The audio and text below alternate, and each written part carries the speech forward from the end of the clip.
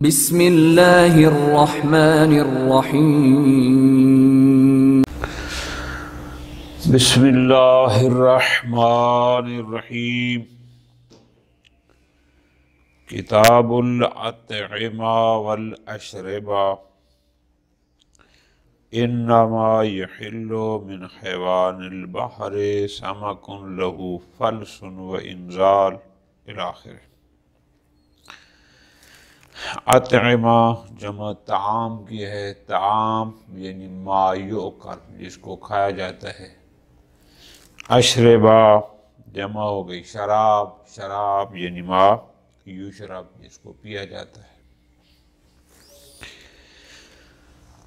کس کس چیز کا کھانا حلال ہے، کس چیز کا کھانا حرام ہے، کس کا پینا جائز، کس کا ناجائز۔ اس میں لحمیات کا ذکر بھی ہوگا کہ کون کون سے حیوانات ایسے ہیں جن کا کھانا جائز ہے، جن کا کھانا جائز نہیں ہے، کون سے پرندے ایسے ہیں جن کا کھانا جائز ہے، جن کا کھانا جائز نہیں ہے۔ دیگر غذاؤں کا بھی انشاءاللہ تفصیل سے ذکر آئے گا، پھر انشاءاللہ تفصیل آئے گی۔ بعض چیزیں اصالتاً ان کا حرام حلال ہوتا ہے کھانا، لیکن کسی وجہ سے حرام ہو جاتا ہے۔ دودھ پینا ماشاءاللہ حلال ہے، جائز ہے، لیکن خدا نخواستہ نجس ہو جائے، قلیل ہو تو پھر وہ حرام ہو جائے گا۔ انشاءاللہ یہ ساری تفصیل۔ جناب شہید رحمت اللہ علیہ نے ابتدا میں حیوانات کو تقسیم کیا ہے، حیوانات بحری میں کہ جو دریاؤں میں رہتے ہیں، ان میں سے کون کون سے حلال اور کون سے حرام۔ پھر شروع فرمایا حیوانات بری کو جو خشکی پر رہتے ہیں، ان میں سے کون سے حیوانات ہیں جن کا کھانا حلال ہے اور جن کا حرام ہے۔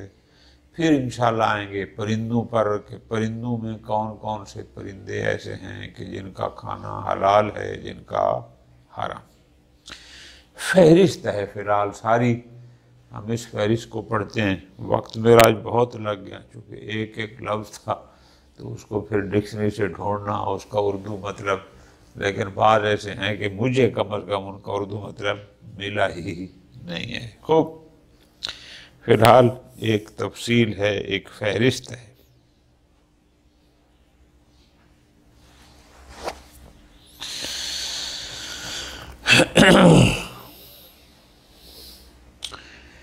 کتاب الاطعمہ یعنی جمع طعام ما یوکل، والاشربہ جمع شراب یعنی ما یشرب۔ خوب، ابتدا میں شروع فرما رہے ہیں حیوانات کو، کون کون سے حیوانات ہیں جن کا گوشت حلال ہے۔ پھر حیوانات کو تقسیم کر دیا، حیوان بحری میں پانی کے، اور حیوان بری جو خشکی پر رہتے ہیں، اور پھر طیور یعنی جو پرندے ہیں، ان میں تب علیحدہ علیحدہ فرماتے ہیں انما یحل من حیوان البحر، بحری حیوانات، پانی میں، دریاؤں میں، سمندروں میں رہنے والے جتنے بھی حیوانات ہیں، پوری توجہ، ان تمام حیوانات میں سے فقط مچھلی حلال ہے۔ ذرا غور کے ساتھ، اس کا مطلب ہے کہ پانی میں رہنے والے جانور بہت سارے ہوتے ہیں، کوئی ایک دو چار نہیں ہیں۔ اللہ کا اپنا نظام ہے، اس کی مخلوق کتنی ہے وہی بہتر جانتا ہے، لیکن جو حلال ہیں ان سمندری یعنی بحری حیوانات میں سے وہ ہے سمکن، نمبر ایک مچھلی۔ پھر ساری مچھلیاں بھی حلال نہیں ہیں، بلکہ لہو فلسن، وہ مچھلی حلال ہے جس کے اوپر چھلکا ہو، جس کو ہم چھلکا کہتے ہیں۔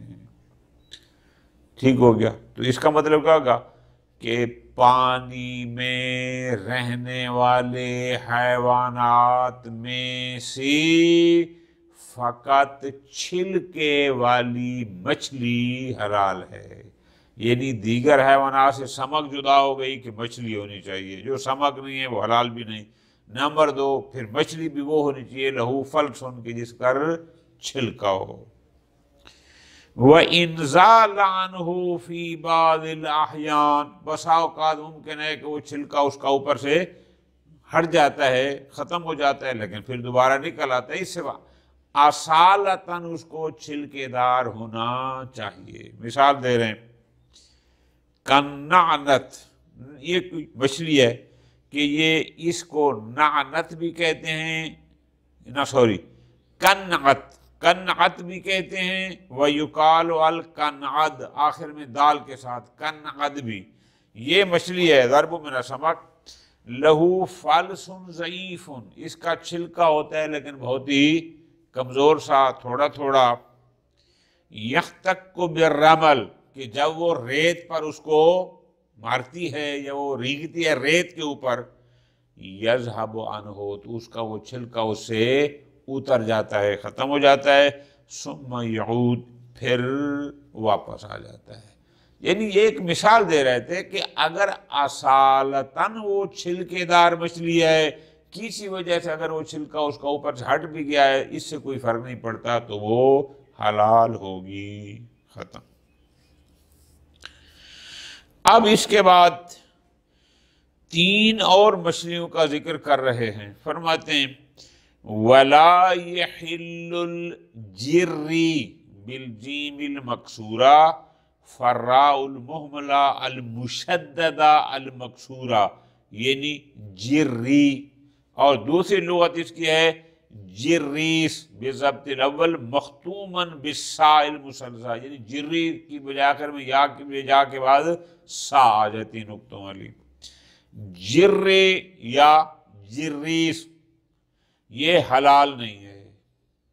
لغت میں اس کا معنی بام لکھا ہے، کوئی ہوگی مچھلی قسم۔ والمار ماہی، مار ماہی یہ فارسی کا لفظ ہے، ویسے اس کو کہتے ہیں حیت السمک، عربی نام یہ ہوتا ہے، وہ سانپ مچھلی اس قسم کی ہوتی ہے کہ جس کا چہرہ سانپ کی طرح ہوتا ہے، بفتح را فارسی معرب واصلها حیت السمک، یہ 2 ہو گئے۔ وَالزَّهْوْ بِالظَّاءِ الْمُعْجَمَةِ فَالْحَاءِ السَّاكِنَةِ، یہ بھی قسم ہے۔ عَلَىٰ قَوْلِ الْأَكْثَرِ، اکثر حضرات کہتے ہیں کہ مچھلیوں میں سے یہ ہے 3 مچھلیاں لا یحلو، حلال نہیں ہیں۔ ٹھیک، شہید ثانی فرماتے ہیں وَبِهِ اخبار، اگرچہ کچھ روایات بھی موجود ہیں جو ان 3 مچھلیوں کی حرمت پر دلالت کرتی ہیں، لیکن لا تبلغ حد الصحہ، لیکن جب ہم ان کی سند کے سلسلے میں جاتے ہیں تو وہ صحیحہ کے معیار پر پوری نہیں اترتی۔ بہت غور۔ وَبِهِ اخبار، یعنی ان 3 قسم کی روایات، مچھلیوں کی حرمت پر کچھ روایات دلالت تو کرتی ہیں، لیکن مسئلہ ہے کہ وہ سند کے لحاظ سے صحیحہ کے معیار پر پوری نہیں اترتی۔ وَبِهِلِّهَا اخبار صحیحہ، جبکہ دوسری طرف جو سند کے لحاظ سے صحت کے معیار پر پوری اترتی ہیں، وہ ان مچھلیوں کی حلیت پر دلالت کرتی ہیں، لیکن حملت علی التقیہ، لیکن بزرگان ان روایات کو تقیہ پر حمل کرتے ہو۔ یمکن حمل النہی علی الکراہہ، ممکن ہے کہ جن روایات میں نہیں آئی ہے کہ یہ 3 قسم کی جو مچھلیاں ہیں یہ درست نہیں ہیں، جائز نہیں ہیں، ممکن ہے ہم اس نہیں کو حامل بر کراہت کریں، کما فعل الشیخ فی موضع من النہایا، جیسے شیخ طوسی رحمت اللہ علیہ نے اپنی کتاب نہایت الاحکام میں ایک جگہ اس نہی کو حامل بر کراہت کیا ہے، اور چونکہ ادھر سے حلیت والی روایات صحیحہ تھیں تو نہی والی کو، من والی کو حامل بر کراہت کیا۔ لیکن پھر مشکل بن گئی کیا؟ الا راجع فی موضع آخر، لیکن بعد میں ایک اور مقام پر وہی شیخ طوسی اپنے اس کراہت والے نظریہ سے انہوں نے رجوع کر لیا، وحکم بقتل مستحلھا، اور وہاں تو یہ کہہ دیا کہ یہ 3 مچھلیاں حرام ہیں، جو ان کی حلیت کا قائل ہوگا وہ گویا واجب القتل ہے۔ خوب، ختم۔ شہید ثانی فرماتے ہیں کہ شہید اول نے کہا ہے کہ لا یحلو، کہ یہ 3 مچھلیاں حلال نہیں ہیں، آگے کہہ دیا علی قول، یعنی عدم حلیت کو دوسروں کی طرف نسبت دے دی، اپنی طرف نسبت نہیں دی۔ حکایتہ قولا، شہید اول کا علی قول کہہ کے اس عدم حلیت کو ذکر کرنا، مشعرۃ بتوقف ہی، یہ مشعر ہے کہ اس کا مطلب ہے خود وہ اس کی ان کی حلیت عدم حلیت میں متوقف ہیں، یعنی کوئی صریح فتویٰ نہ حلال ہونے کا دیا اور نہ ہی حرام ہونے کا دیا۔ ما انہ رجح فی التحریم فی الدروس التحریم، جبکہ اسی شہید اول نے اپنی کتاب دروس میں حرمت والے قول کو ترجیح دی ہے۔ شہید ثانی فرماتے ہیں وَهُوَ الْأَشْهَرُ، اور یہی حرمت والا قول ہی زیادہ مشہور ہے۔ ٹھیک ہو گیا آج؟ یہ تو ہو گیا ان 3 مچھلیوں کی بات۔ کون کون سی تھی؟ جریس، مارماہی اور زحف، کہ یہ حلال نہیں۔ اب آگے فرماتے ہیں سمندری جانوروں میں، پانی والوں میں فرماتے ہیں وَلَسُّلَحْفَاتِ، سلحفات کہتے ہیں کچھوے کو، کچھوا بھی عام طور پر پانی میں رہتا ہے۔ اسی طرح سلحفات بضم سین المہملہ وفتح اللام فالہاء المہملۃ الساکنہ والفاء المفتوحہ والہاء بعد الالف، یعنی سلحفات یا سلحفاہ جو تو آخر میں ہاں بن جاتی ہے۔ سلحفات کسے کہتے ہیں؟ آپ کہیں گے کچھوا، یہ بھی حلال نہیں ہے۔ وَسَارَتَان بِفَتْحِ الصَّادِ وَالرَّاءِ، ساراتان یہ بھی حلال نہیں ہے۔ ساراتان اردو میں کہتے ہیں کیکڑا، یہ بھی پانی میں ہوتا ہے، ہم لوگ جانتے ہیں، دریائی جو لوگ ہوتے ہیں۔ نہیں، ایک درمیان میں رہ گیا، ہاں، وَالزِّفْدِ بِكَسْرِ الضاد وَالدال، مثال خنزر، زفد کہتے ہیں مینڈک کو، یہ بھی حلال نہیں ہے۔ مثال خنزر یعنی زفد پڑھنا ہے اس کو، جیسے خنزر پڑھتے ہیں۔ وَالسَّرَطَان، سرطان ہو گیا کیکڑا، وغیرہ من حیوان البحر، یا کچھ اور بھی اس قسم کے بحری جانور ہیں۔ وَإِنْ كَانَ جِنْسُهُ فِي الْبَرِّ حَلَالًا، اگرچہ وہ اگر خشکی کے اس قسم کے ہوں تو وہ حلال ہوتے ہیں، لیکن وہ نہیں ہے۔ سوا سمک المخصوص، بہرحال سوائے اس مچھلی کے کہ جو مخصوص، یعنی جو چھلکا دار ہو۔ مراد کیا کہ حیوانات سمندری میں سے صرف چھلکے دار مچھلی ہی حلال ہے۔ اچھا، اب اسی مچھلی سے متعلق ایک اور مسئلہ ہے، توجہ میری جان۔ مچھلی بھی غذا کھاتی ہے، آج کل تو خیر وہ فیکٹریوں میں غذا بن کے آتی ہے، پرانے زمانے میں جب وہ دریاؤں میں ہوتی تھی یا انہیں چھپڑ میں ہوتی، وہی زمین سے جو چیز کھاتی تھی۔ جیسے دیگر جانور جلال ہوتے ہیں، جلال اس حیوان کو کہتے ہیں کہ جو فضلہ انسانی، جو نجاست خور ہوتے ہیں اور ان کا سارا گوشت کو اسی نجاست سے ہی بنا ہوتا ہے۔ فرماتے ہیں اگر کوئی مچھلی ایسی ہے کہ اس مچھلی نے بھی فقط نجاست ہی کھائی ہے اور اس سے بڑی ہوئی ہے، تو وہ جیسے دیگر حیوانات جلال ہوتے ہیں، یہ سمک بھی جلال ہوتی ہے۔ ٹھیک ہے جی، تو سمک جلال کا معنی کیا؟ یعنی ایسی مچھلی جو ویسے تو حلال تھی لیکن نجاست خور ہونے کی وجہ سے وہ جلال ہو گئی ہے، تو یہ اس وقت تک حلال نہ ہوگی جب تک اس کا استبراء نہ کیا جائے۔ استبراء کیا ہے اس کا؟ 1 دن اور 1 رات صاف پانی میں صحیح غذا اس کو کھلائی جائے، گویا کہ 24 گھنٹے، پھر اس کے بعد یہ حلال ہو جائے گی۔ انشاءاللہ آگے بھی یہ دیگر جانور کہے گا کہ اگر بکری جلال ہو تو اس کو پھر کتنا عرصہ، اونٹ ہو تو کتنا عرصہ، مرغی ہو تو کتنا عرصہ، ان سب کی انشاءاللہ ان کو استبراء کی بات آئے گی کہ جو حرام خور ہوتے ہیں ان کے استبراء کیا جاتا ہے تو اس کے بعد پھر وہ حلال ہو جاتے ہیں۔ فرماتے ہیں وَلَلْ جَلَّالُ مِنَ السَّمَكِ، اگر کوئی مچھلی بھی جلال ہو تو وہ بھی حلال نہیں ہوتی۔ اچھا جی، جلال کسے کہتے ہیں؟ هُوَ الَّذِي اغْتَزَى الْأَذْرَةَ مَحْضًا، یعنی ایسی مچھلی کہ جس کی غذا صرف محضاً یعنی صرف اور صرف اذرا ہو، یعنی فضلہ انسانی ہو، حتیٰ نما بہا، حتیٰ کہ اسی سے ہی وہ پلی بڑی ہو۔ ٹھیک ہے جی، کغیر سمک، جیسے دیگر حیوانات جلال ہوتے ہیں ان کا بھی انشاءاللہ حکم آئے گا کہ وہ حلال گوشت تو بھی حرام ہو جاتے ہیں جب استبراء نہ ہو۔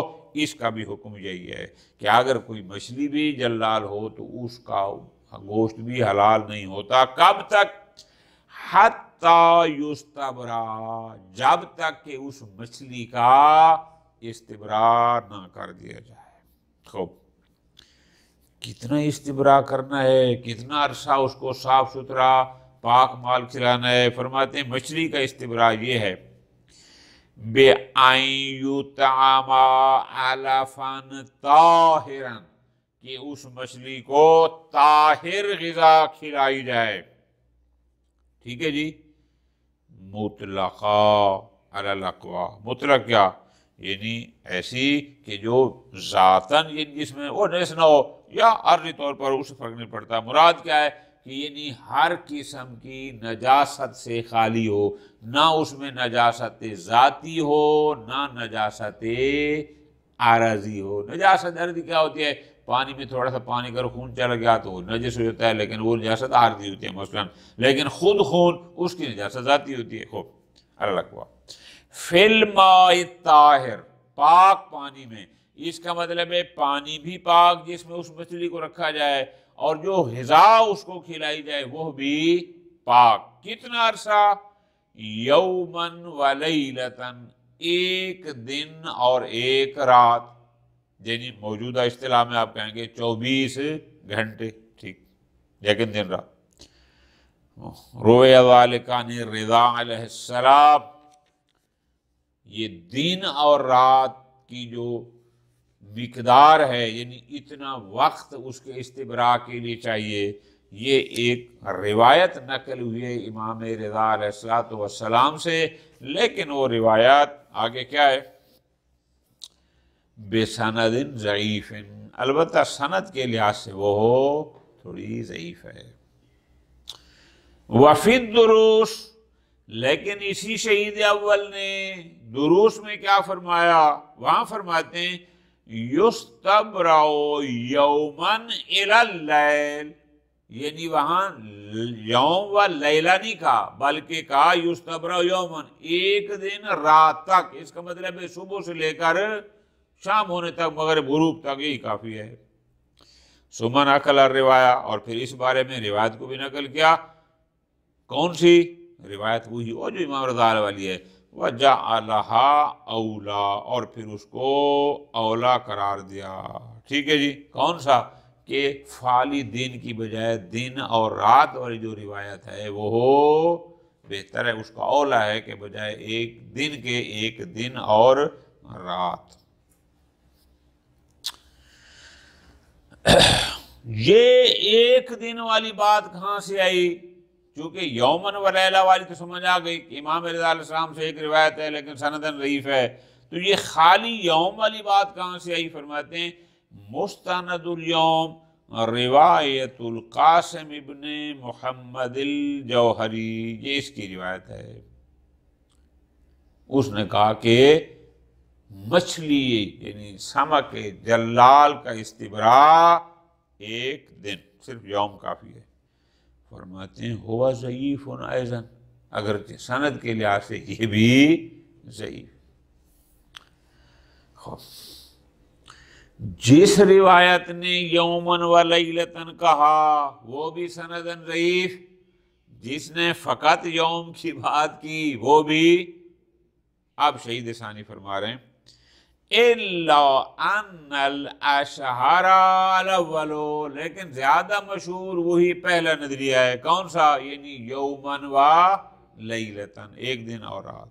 اور آگے فرماتے ہیں هُوَ الْمُنَاسِبُ لِيَقِينِ الْبَرَاءُ، اشتغال یقینی برات یقینی چاہتا ہے تو یقینی برات بھی تب ہوگی جب ایک دن کے ساتھ رات بھی شامل ہو، تو صرف یوم ہو تو پھر یقین نہیں ہوگا کہ پتہ نہیں استبراء ہوا یا نہ ہوا، لیکن اگر رات ہو جائے گی تو یقین ہو جائے گا، برات یقین نہیں۔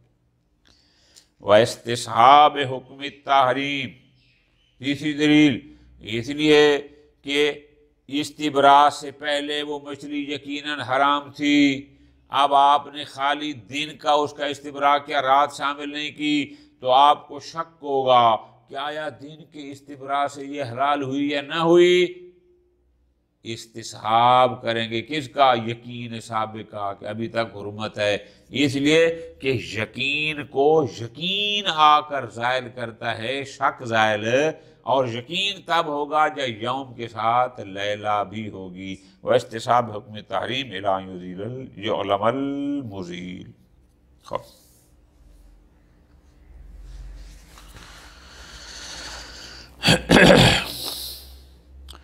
شہید ثانی فرماتے ہیں لولا الاجماع علی عدم اعتبار امر آخر فی تحلیلہ، یہ جو سمک جلال تھی اجماع قائم ہے اس پر کہ اس کا استبراء ہو جاتا ہے یقیناً ایک دن اور ایک رات کے ساتھ، اس کے علاوہ مزید کوئی اور شے بزرگان نے ذکر نہیں کی، کوئی اور شرط نہیں کی، بھئی اتنا کہا کہ دن اور رات سے استبراء ہو جاتا ہے۔ شہید ثانی فرماتے ہیں اگر یہ اجماع نہ ہوتا کہ اس یوم و لیلہ کے علاوہ کسی اور شے کے شرط نہ ہونے پر اگر اجماع نہ ہوتا لما کان ذالک قاطعا للتحریم، تو خالی ایک دن اور رات اس کو پاک غذا کھلانا اس کی حرمت کے لیے قاطع نہیں بنتا تھا۔ اس لیے اگر مچھلی رہی ہے 5 مہینے 4 مہینے 6 مہینے اس نے صرف حرام ہی حرام کھایا اور صرف اب ایک دن اور رات پاک رہنے سے ہو جائے، ایسا نہیں ہے۔ کیوں؟ لِضَعْفِهِ، اس لیے کہ مستند تحلیل ضعیف ہے۔ پھر مسئلہ یہ ہے چونکہ ادھر اجماع ہے کہ اس یوم اور لیلہ کے علاوہ کوئی اور چیز شرط قرار نہیں دی گئی، تو اس لیے ہم اس اجماع کے مخالفت نہیں کر سکتے۔ اگر اجماع نہ ہوتا تو ہم کہہ سکتے تھے کہ بھی ایک دن اور رات سے اس کا حلال ہو جانا تھوڑا سا مشکل ہے۔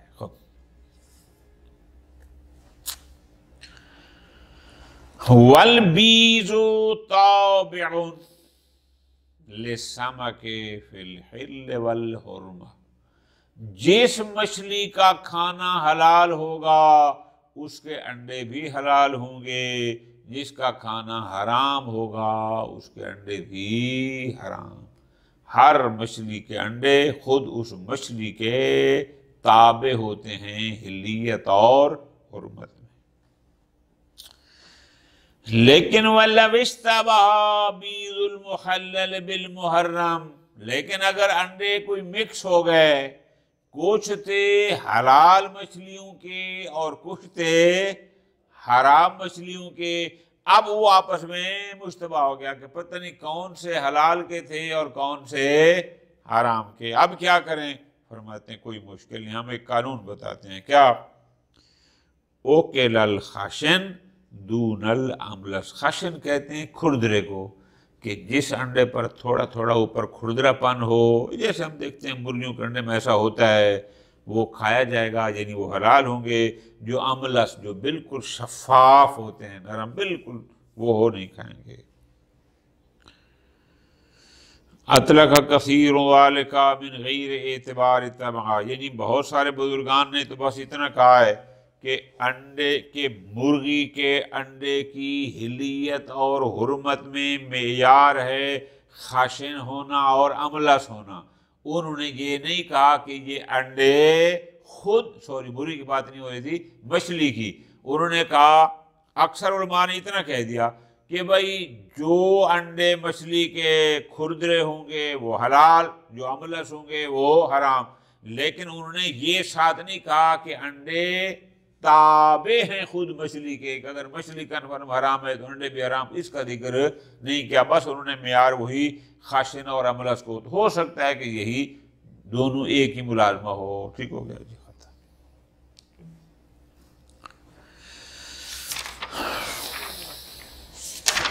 حیوانات کا قصہ پھر کل شروع کریں گے، چونکہ یہ بڑے مشکل ہوتے ہیں تھوڑے تھوڑے۔ صلی اللہ علیہ محمد وعلی محمد۔